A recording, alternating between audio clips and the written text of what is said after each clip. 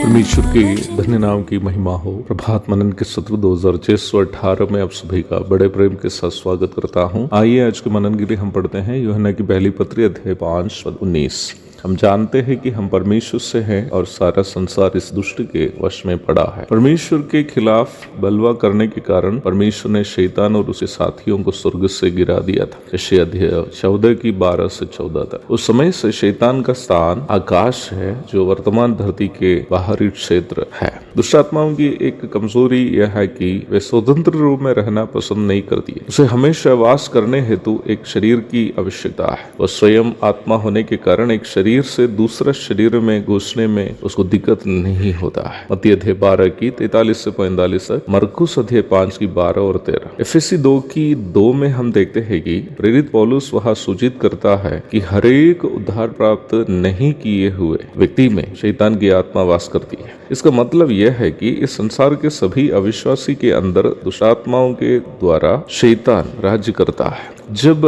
प्रेरित यूहन्ना कहता है कि सारा संसार उस दुष्ट के वश में पड़ा है, अर्थात शैतान के चंगुल में है, उसका अर्थ यह है कि वर्तमान संसार के सभी अविश्वासियों का नियंत्रण करने वाला शैतान है। आप ये जानते हैं कि इस संसार के ज्यादातर संस्थान, संगठन, व्यवस्थित या प्रणालियां आदि जितने भी है, उसमें कार्य करने वाले ज्यादातर लोग विश्वासी नहीं है बल्कि अविश्वासी है।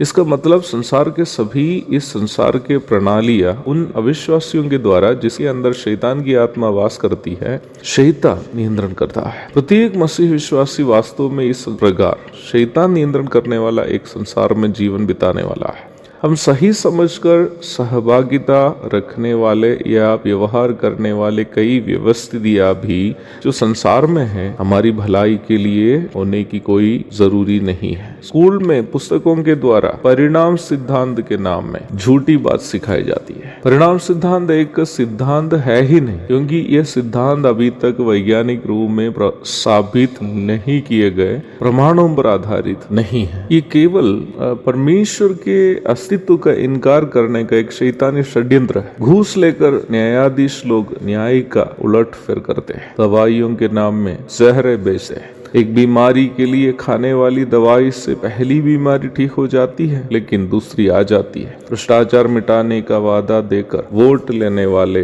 राजनेता लोग केवल भ्रष्टाचार ही करके जीवन गुजारते हैं।